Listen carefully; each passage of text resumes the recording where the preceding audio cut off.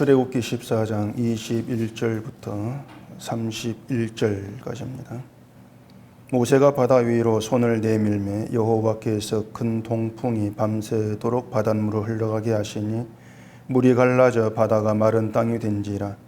이스라엘 자손이 바다 가운데를 육지로 걸어가고 물은 그들의 좌우에 벽이 되니 애굽 사람들과 바로의 말들 병거들과 그 마병들이 다 그들의 뒤를 추격하여 바다 가운데로 들어오는지라. 새벽에 여호와께서 불과 구름 기둥 가운데서 애굽 군대를 보시고 애굽 군대를 어지럽게 하시며 그들의 병거 바퀴를 벗겨서 달리기가 어렵게 하시니 애굽 사람들이 이르되 이스라엘 앞에서 우리가 도망하자 여호와가 그들을 위하여 싸워 애굽 사람들을 치는도다. 여호와께서 모세에게 이르시되 내 손을 바다 위로 내밀어 물이 애굽 사람들과 그들의 병거들과 마병들 위에 다시 흐르게 하라 하시니 모세가 곧 손을 바다 위로 내밀매 새벽이 되어 바다의 힘이 회복된지라. 애굽 사람들이 물을 거슬러 도망하나 여호와께서 애굽 사람들을 바다 가운데 엎드시니 물이 다시 흘러 병거들과 기병들을 덮되 그들의 뒤를 따라 바다에 들어간 바로의 군대를 다 덮으니 하나도 남지 아니하였더라. 그러나 이스라엘 자손은 바다 가운데를 육지로 행하였고 물이 좌우에 벽이 되었더라. 그날에 여호와께서 이같이 이스라엘을 애굽 사람의 손에서 구원하시매 이스라엘이 바닷가에서 애굽 사람들이 죽어 있는 것을 보았더라. 이스라엘이 여호와께서 애굽 사람들에게 행하신 그 큰 능력을 보았으므로 백성이 여호와를 경외하며 여호와와 그의 종 모세를 믿었더라. 아멘. 기도하겠습니다. 하나님의 일하심 안에서 하나님이 어떠한 분인가를 알게 되어집니다. 홍해를 이스라엘로 하여금 건너게 하시고 애국 군들을 죽게 하신 하나님의 일 속에서 하나님이 누구신가를 알게 하시고 하나님이 일하신 방식 속에서 그 은총과 사랑을 깨닫게 하시옵소서. 예수님 이름으로 기도합니다. 아멘. 하나님께서 바다를 갈라지게 해서 이스라엘은 건너게 하시고 애국 군대는 이제 빠져 죽게 하시는 홍해 사건이 본문 이야기입니다. 하나님께서 이스라엘을 구원하신 것이죠. 바다는 원래 누구든 들어가면 죽게 되어 있습니다. 물고기가 아닌 이상 바다에서 죽는 건 당연한 것이고 그게 정상이죠. 수영을 아무리 잘한다고 해도 바다에서 살아날 사람은 아무도 없습니다. 수영에 잠시 동안 바다 위에 떠 있는 것이지 바다에서 아예 살아나오지를 못하는 것이죠. 그러고 보면은 인간의 그 정상적인 모습을 보여준 것은 이스라엘이 아니고 애굽이다 이렇게 얘기할 수가 있습니다. 바다에서 죽는 게 정상이니까 애굽 군대가 거기에 빠져 죽은 것이 인간의 정상의 그런 모습을 보여준 것이죠. 그래서 바다에서 이스라엘이 구원받았다. 그게 정상적인 일이 아니다. 이걸 생각을 한다면은 결국은 우리의 구원이라는 것도 정상적인 일은 아니라는 겁니다. 정상적이지 않다는 것은 비정상적인 것이다. 그러한 뜻이죠. 다시 말해서 있을 수 없는 일, 일어날 수 없는 일이다. 그러한 뜻이 되는 것이고 따라서 우리가 구원에 대해서 얘기할 때에는 일어날 수 없는 일이 내게 일어났다. 비정상적인 일이 내게 일어났다. 그러한 시각을 가지고 우리가 구원을 생각을 해야 되는 겁니다. 그런데 대개 기독교인들은 이제 교회를 다녀서 내가 예수를 믿어서 구원을 받았어 이렇게 연결시키다 보니까 구원을 예수 믿은 나에게 정상적인 사건으로 그렇게 자꾸 바라보기 때문에 어떤 구원에 담겨있는 신비성, 하나님의 기적, 또 하나님의 사랑 이러한 것들을 다 놓쳐버리는 것입니다. 절대 그러시면 안 되고요. 구원은 절대로 있을 수 없는 일이다. 일어날 수 없는 일이 내게 이런 사건이다. 이렇게 봤을 때에 일어날 수 없는 일이 어떻게 해서 내게 일어나게 되었느냐 이런 물음을 가지고 들어가면서 구원에 담겨있는 하나님의 일과 그 사랑과 은혜 우리가 알아갈 수가 있는 거예요. 그게 자꾸 상실되다 보니까 구원에 대한 감사함도 다 잃어버리고 그렇게 될 수밖에 없는 게 지금의 기독교인이다 이렇게 볼 수가 있죠. 지금 이스라엘이 홍해에서 구원받는 것도 그런 내용입니다. 말씀을 드린 것처럼 자, 바다에서 빠져 죽는 것이 정상적인 것이고 그러면서 애국 군대가 정상적인 모습을 보여준 거예요. 오히려 바다가 갈라진 것부터 해가지고 그 바다를 건너서 육지선을 건너가 구원받았다. 이게 말한 것처럼 아주 이상한 일이에요. 이것이 너무 이상한 일이다 보니까 이 홍해 사건을 미리 해야 될지 말아야 될지 이제 의심하고 고민한 사람도 사실 좀 있습니다.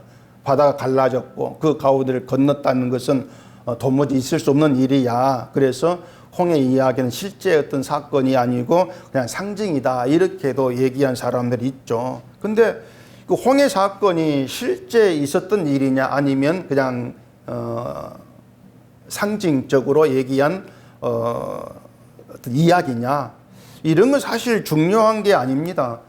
홍해 사건을 실제 사건으로 믿는다고 해서 그게 믿음이 되는 것도 아니고요. 또 그걸 실제가 아니고 상징으로 믿는다고 해서 또 그게 성경을 믿지 않는 불신앙이다 이렇게 얘기하고 있는 것이 아닌 거예요. 중요한 것은요. 그 홍해 이야기에서 홍해 사건에서 우리가 뭘 봐야 되고 뭘 드려야 되는가 이게 중요한 거예요. 홍해 사건이 우리에게 뭘 얘기해 주느냐 이게 중요한 것이지 이게 실제 상징이냐. 사실 우리가 그때 그 실 안 돌아간 다음에야 알 수 있는 게 아니지 않습니까? 단지 우리는 그 홍해 사건이 실제로 믿고 이제 우리가 이걸 보고 있는 것이지 이건 상징 이렇게 얘기한다 해가지고는 성경 아닙니다. 이렇게 얘기할 수 있는 문제가 아니라고 하는 것이죠. 그 시편 73편 한번 찾아보십시오. 시편 78편 12절 옛적에 하나님이 애굽 땅 소환 들에서 기이한 일을 그들의 조상들의 목전에서 행하셨으되 그가 바다를 갈라 물을 무더기같이 서게 하시고 그들을 지나게 하셨으며 자, 이렇게 홍해 사건에 대해 얘기하고 뒤에 17절에서 그들은 계속해서 하나님께 범죄하여 메마른 땅에서 지존자를 배반하였도다. 자, 이런 얘기 있어요. 이게 이제 이스라엘이었단 말입니다. 그러니까 이스라엘이 홍해를 건넌 것이 실제 이야기냐, 실제 이야기가 아니냐 상관없이 성경이 말하는 것은 그들이 홍해를 건넜는데 하나님께 범죄했다는 거예요. 그러니까 홍해를 경험했든 실제로 믿든 그게 중요한 게 뭐냐는 거죠. 홍해 사건을 실제로 믿어도 경험을 해도 하나님의 은혜를 잊어버리고 범죄한 대로 살아간다는 얘기예요. 그게 이제 중요한 내용이 되는 거죠. 물론 저희야 뭐 홍해 사건이 역사적 사실이다 이렇게 제가 생각하지만은 아니다 이건 상징이다 그렇다고 해서 넌 성경을 안 믿어 공격하기보다도 홍해 사건이 실제든 상징이든 당신 홍해 사건을 뭘 봅니까? 뭘 믿습니까? 뭘 듣고 있습니까? 이걸 따져 물어야 된다는 것이죠. 그게 이제 홍해를 사건을 바라보는 우리의 시각이 되어져야 돼요. 자, 오늘 본문 21절 보십시다. 모세가 바다 위로 손을 내밀매 여호와께서 큰 동풍이 밤새도록 바닷물을 물러가게 하시니 물이 갈라져 바다가 마른 땅이 된지라. 이스라엘 자손이 바다 가운데를 육지로 걸어가고 물은 그들의 좌우에 벽이 되니 애굽 사람들과 바로의 말들 병거들과 그 마병들이 다 그들의 뒤를 추격하여 바다 가운데로 들어오는지라. 바다를 갈라지게 하셨고 바닷속으로 이스라엘이 들어가고 애굽 군대가 뒤따라 들어갑니다. 바닷속에 이스라엘과 애굽 군대가 다 들어가 있죠. 그리고 이스라엘은 바다를 건너 나오게 하시고 애굽 군대는 바다가 다시 합쳐서 죽게 했다. 그런 얘기인데 그럼 이스라엘은 어디에서 구원을 받았습니까? 이스라엘은 바다에서 구원을 받았어요. 바다 속에서 구원을 받았죠. 자, 그럼 문제는 그 바다가 의미하는 게 뭐냐는 겁니다. 바다가 의미하는 게 뭐냐?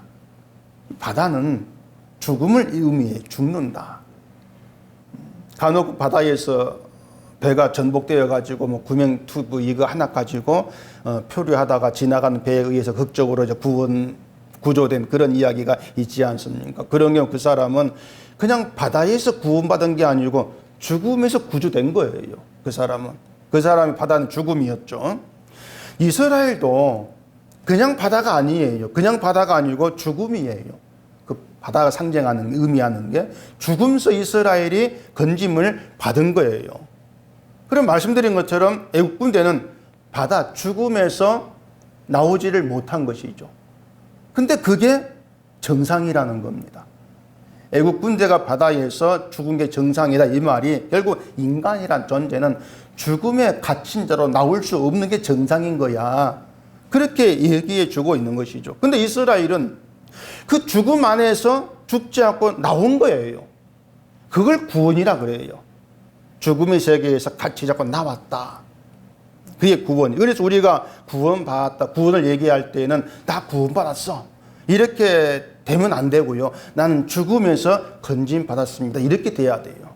죽음에서 건진받았습니다. 그러니까 내게 죽는 게 정상적인 것이고 당연한 것인데 그 죽지 않은 비정상적인 그런 일로 인해서 나는 건진을 받았습니다. 이게 구원입니다. 이렇게 되어져야 되는 거예요. 이게 자기 구원을 바르게 바라보는 거예요. 근데 사람들이 여기에다가 이제 뭘 집었냐면 내가 이렇게 했더니 구원을 받았습니다. 결국 내가 한 일을 또 집어넣으려고 하죠. 이스라엘이 갈라진 바다를 건너가면서 뭘 했겠습니까? 자기들이 건널 때까지 바다 갈라진 상태로 있기를 바라면서 기도했을 수가 있겠죠. 건너가면서. 근데 그렇다 할지라도 이스라엘이 기도를 했기 때문에 바다가 합쳐지지 않고 그대로 있었다. 이렇게 얘기할 수는 없는 거예요. 애초에 바다가 갈라진 것이 이스라엘이 뭘 하는가와 그들이 어떤 사람인가 무관한 일이에요. 무관하게 바다를 갈려서 그들을 건너게 하신 거예요. 그 14장 14절에 그렇게 얘기하죠. 여호와께서 너희를 위하여 싸우시 너희는 가만히 있을지어찌니라. 그러니까 이스라엘이 뭘 했다 할지라도 그것 때문에 하나님 이스라엘을 위해 싸우시고 그들을 구원하시고 그게 아니다는 겁니다. 그래서 가만히 있으라는 말의 의미가 뭘 아무것도 안 한다 그런 뜻이 아니고 뭘 해도 그게 근거돼 가지고 하나님 내가 한 그 일을 보시고 나를 구원하여 복 주는 것이 아니다 이걸 아는 거라겠습니다. 그게 가만히 있는 거예요. 지금 이스라엘이 그걸 이제 체험을 하고 있는 것이죠.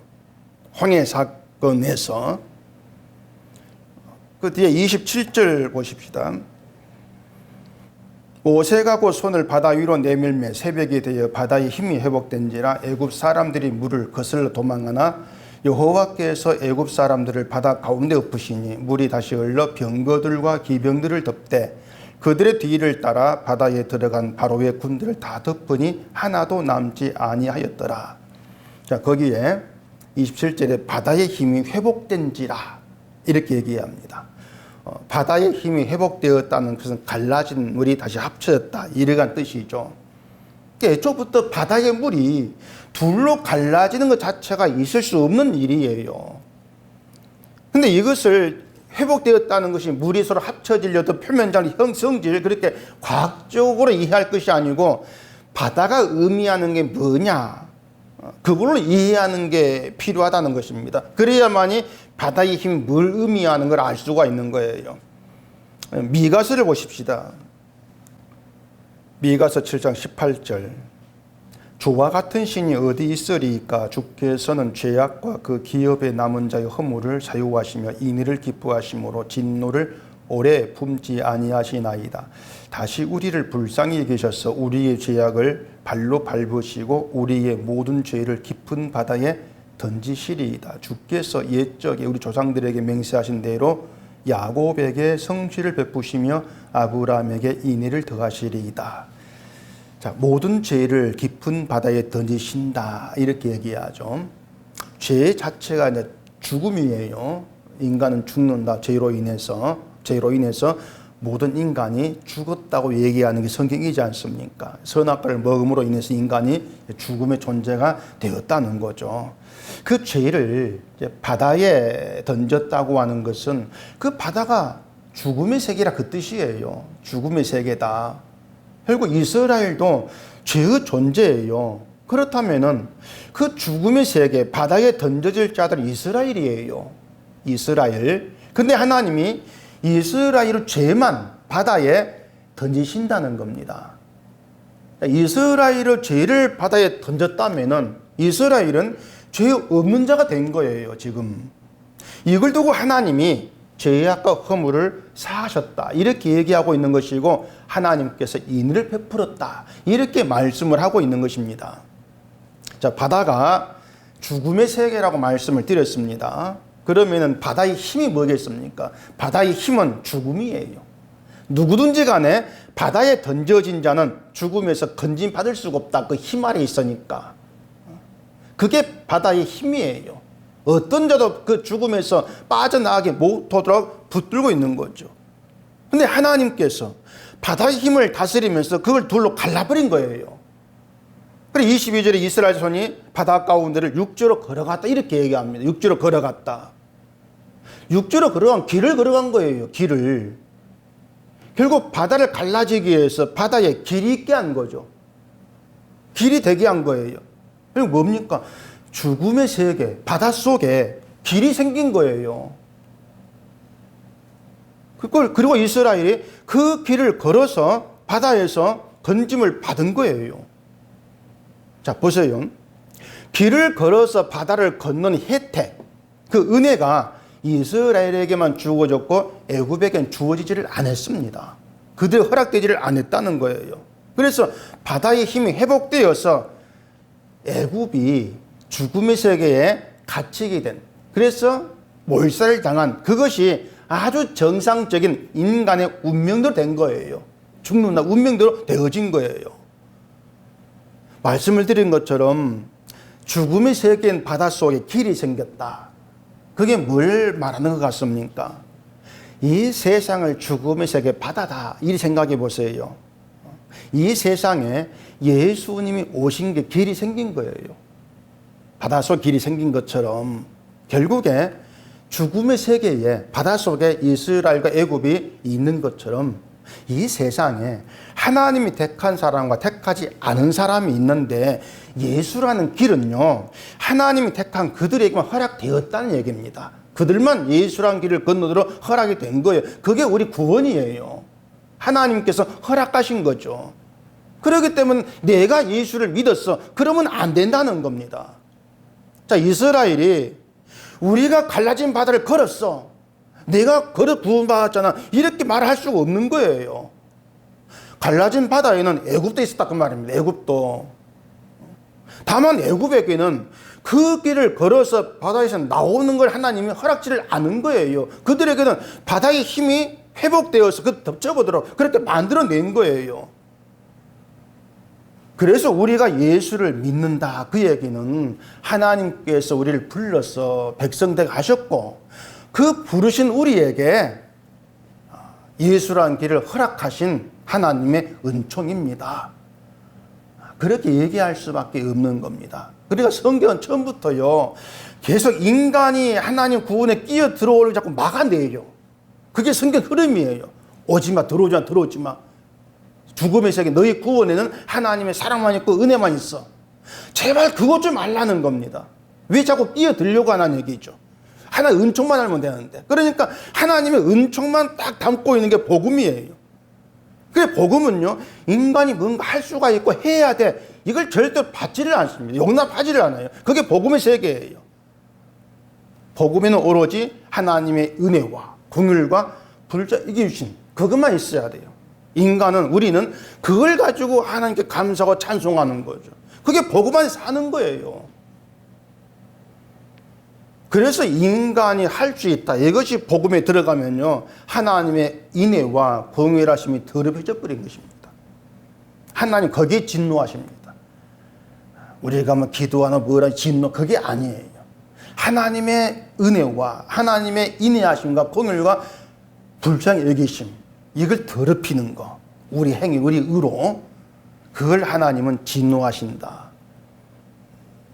그걸 우리가 좀 중점을 두셔야 돼요. 그래서 복음이 뭔가 이걸 알게 되어지면, 아, 인간이 왜 망해야 되는지, 왜 죽음에 처해야 되는지 이걸 아는 겁니다.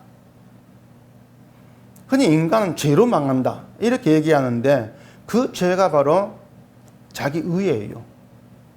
바꾸어 말하면 인간은 자기 의로 망한다 이렇게 할 수가 있습니다. 그러니 복음은 세상이 말하는 것과는 전혀 다르죠. 세상은 의를 쌓으면은 그게 덕이 되고 복이 된다. 그리 생각하지 않습니까? 모든 종교가 그렇게 얘기를 해요. 덕을 쌓으면 3대가 복을 받아. 그걸 얘기하지 않습니까? 근데 기독교가 이런 세상 속성에 함께 해버리는 거, 결국 종교가 되어지는 것이죠.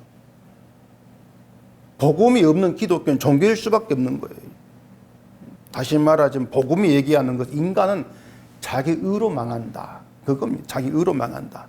예수의 의를 보지를 않은 거죠. 자기 의를 바라보는 것이 예수를 믿지 않는 것이니까. 그래서 예수를 믿는 것은요, 믿음이 허락된 사람에게만 가능한 것이고, 그걸 믿는 거, 나에게 믿음이 허락되어서 내가 예수를 믿게 되고 구원에 있게 되었습니다. 이걸 믿는 게 가만히 있는 거예요.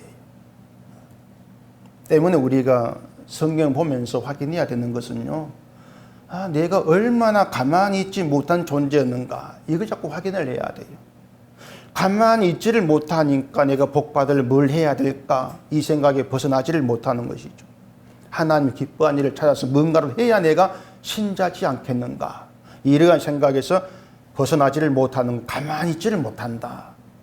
인간은 그 의미가 되는 거예요. 그러니까 나는 가만히 있어도 하나님께서 일하심으로 내가 구원에 있게 되어지는 그 방식을 알지를 못하는 거죠. 그리고 또 하나님 일하시는 거 자꾸 오해를 해요. 그 로마서 9장 12절 보면은 리브가에게 이르시되 큰 자가 어린 자를 섬기라 하셨나니 기록된 바 내가 야곱은 사랑하고 에서는 미워하였다 하신 것 같으니라, 이런 말이 있거든요. 하나님께서 야곱은 사랑하고 에서는 미워하기 작정을 했습니다. 근데 우리가 볼 때 하나님이 야곱을 사랑하신 것처럼 보입니까? 하나님께서? 하나님이 사랑하시는 야곱이 고생을 어마어마하게 했습니다. 많은 고생을 했어요. 야곱 인생 자체 고생이에요. 그러니까 하나님이 이미 사랑하기 작정을 했는데 왜 그렇게 고생하게 하냐 그 말입니다. 야곱을. 오히려 하나님 미워한 에서가 하나님의 사랑을 받은 것처럼 보여요. 에서가 부자 되었잖아요. 아주 강한 그런 족속이 되었고 존재가 되었고, 에서 고생했다는 얘기 안 나와요. 야곱이 고생한 얘기만 나오지. 하나님이 야곱을 사랑하고 에서를 미워하기로 하신 것은 그때 이미 태중에 있을 때부터 작정된 일입니다. 그러면은 야곱과 에서가 태어났을 때 하나님 야곱을 사랑하니까 야곱을 성품이 좋은 어떤 그런 사람으로 태어나게 하면 안 되는 거예요. 왜 야곱을 자꾸 사기꾼 기질이 있는 그런 성품과 태어나게 하셔가지고 인생 자체를 고달프게 만드시냐 그 말입니다. 사랑하는 야곱인데 태어날 때부터 좀 이상한 인간으로 만들어 내놓고 하나님은 야곱을 사랑하신다 이렇게 말씀하니까 그 하나님의 사랑을 우리가 어떻게 실감할 수 있냐 그 말이에요. 자, 이스라엘을 하나님의 언약 백성 이렇게 얘기해요. 언약 백성. 근데 그 언약 백성 그들을 인도하시는 하나님 방식이 과연 언약 백성을 사랑하시는 것처럼 보이냐 그 말입니다. 이게 이제 하나님의 사랑에 대한 오해인데 문제가 뭐냐면요, 하나님의 사랑을 자꾸 그 육신을 기준 내에서 생각을 한다는 겁니다. 그러니까 사랑이 자꾸 안 보이는 거예요. 하나님의 사랑은 제 예수의 구원이에요. 그게 사랑이에요. 제 예수의 구원, 죽음에서 건져주시는 구원, 그게 하나님의 사랑이고, 죄를 바다에 던져버리시는 거, 그게 하나님이 인내고 긍휼이에요. 그래서 우리가 홍해에서 볼 수 있는 하나님의 사랑은 애국과 동일하게 바다의 힘에 갇혀서 죽음의 존재가 되어야 될 이스라엘을 바다의 길에서 걸어 나오게 하신 거, 그게 하나님의 사랑인 거죠. 바다에서 건져내셨다. 길을 잃게 하셔서 그 길을 걸어 나오게 하셨다. 이것이 하나님의 사랑이고, 그게 이스라엘의 죄를 바다에 던져버렸다. 이런 의미가 되어지죠. 그렇게 이스라엘은 바다에서 건짐받은 것으로 하나님의 사랑을 입었다. 이렇게 드러나는 것이고, 애굽은 미워할 자. 그렇게 드러나는 거예요. 바다에서 뭘 살다가 단지 죽었다는 것이 아니고, 그들이 아무리 강대국이고 어떤 걸 가졌다 할지라도 죽음에 갇힐 수밖에 없는 존재, 바다에 던져진 존재, 그게 애굽을 하나님께서 미워하신다. 그렇게 되어지는 것이죠. 그래서 우리가 세상을 살아가면서 뭐 일이 안 되고 고생하고 이런 것 때문에 하나님 나를 미워하시는가 이런 생각을 할 필요가 없다는 겁니다. 이게 바로 하나님 구원을 모르고 사랑도 모르는 그런 생각이 지나지를 아니한다는 거예요. 야곱은 자기 방식 가지고 하나님 복을 받으려고 했던 사람이죠. 그러니까 야곱에게 드러난 사기꾼 기질, 야곱에 그건 야곱에게만 있는 게 아니고 사실 모든 인간에 다 있는 겁니다. 모든 인간이 사기꾼 기질을 가지고 태어나요. 복 받겠다고 좋은 일 하려고 하는 거 이것도 사기죠. 하늘 속이는 거죠.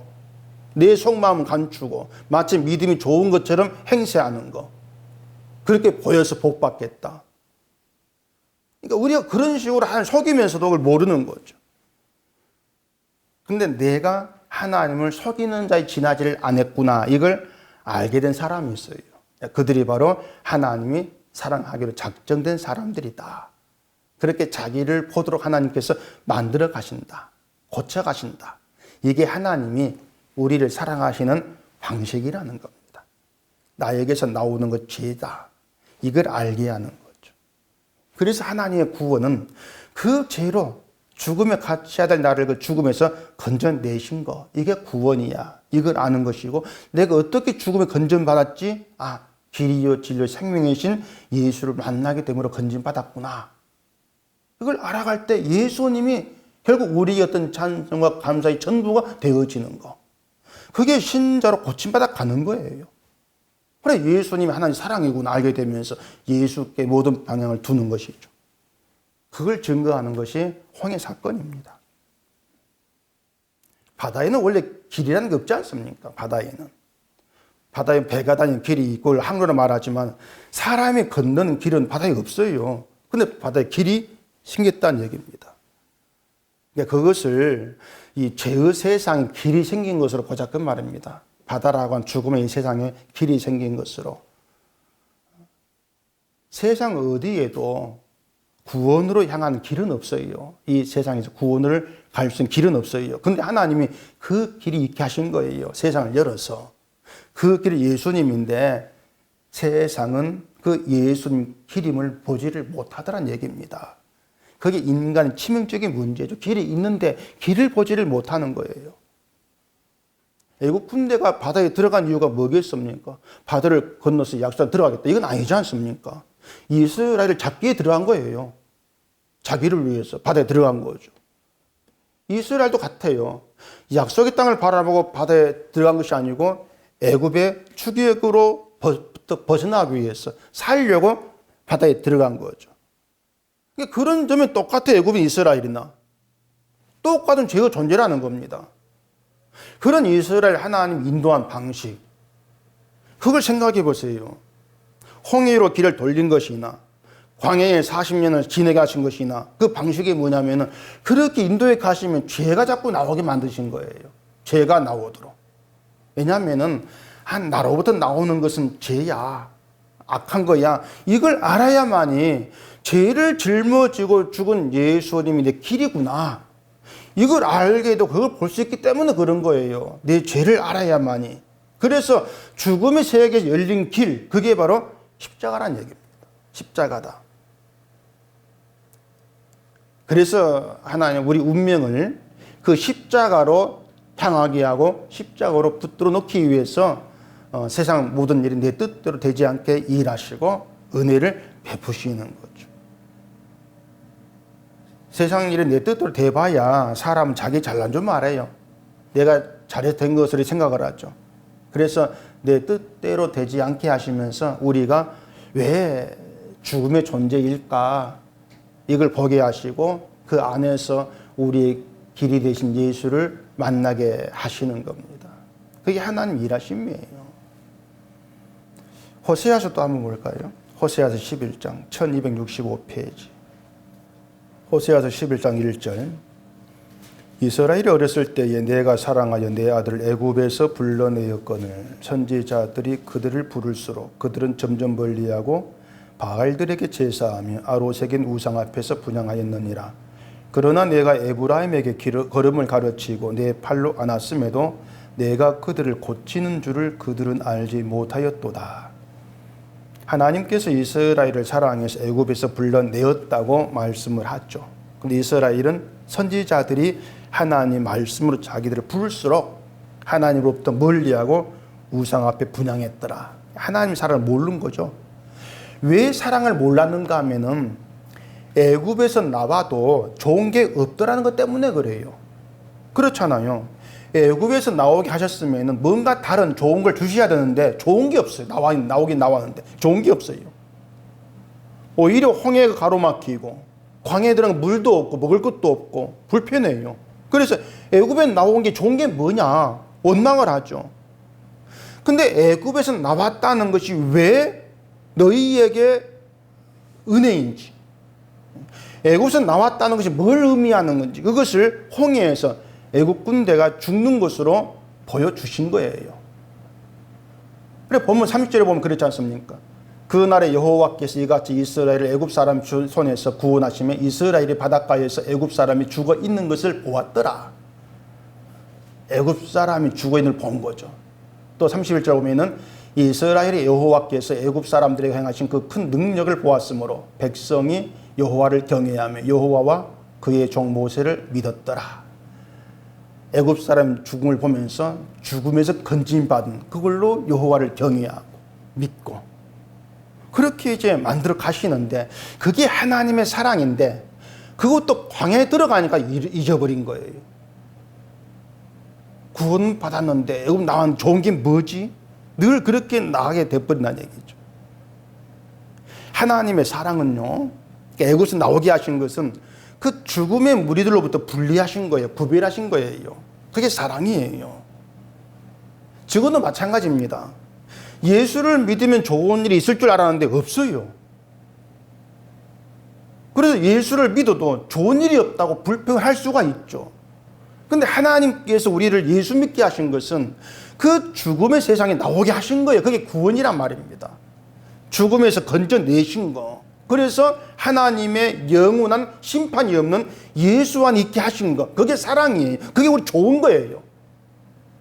근데 그게 좋은 것이란 걸 모르기 때문에 내가 예수를 믿는데 왜 잘된 게 없어? 자꾸 이런 식으로 불만하면서 애굽을 그리워하는 것처럼 이스라엘이 하는 것처럼 그렇게 살아가는 거예요. 그래 우리가 분명히 알아야 될 것은 우리가 예수를 믿는다. 믿게 된 것은요. 그 죽음 안에서 건짐받은 거예요. 죽음에서 건짐받았다. 그게 구원이다. 죽음의 세상의 운명은 홍해란 바다에서 몰살당한 애국 군대를 통해서 확인할 수가 있는 겁니다. 우리 운명도 죽는 것으로 끝나야 되는데 예수라는 길이 있게 하시고 그 길을 가게 하심으로써 죽음에서 건져서 생명 있게 하셨다. 이 모든 걸 하나님의 사랑이다. 이렇게 얘기하고 있는 거죠. 그 사랑을 모르면은 그게 애굽으로 사는 거예요. 우리가 애굽이었다. 바다의 힘에 의해서 죽음에 갇힌 자들, 그게 우리들. 그런 우리를 애굽에서 나오게 하시고 바다의 열린 길을 보게 하시면서 죽음에서 벗어난 것, 구원이 내 힘이 아니라 예수의 피에 은혜 있구나. 이걸 알게 하시면서 우리를 고쳐가 하시는 것. 그게 하나님의 일하심입니다. 그렇게 해서 예수님의 은혜만으로 기뻐할 수 있도록 그렇게 만들어 가시는 거예요. 신자됨으로. 홍해를 건너겠다고 바가지로 홍해물을 퍼낼 수 없잖아요.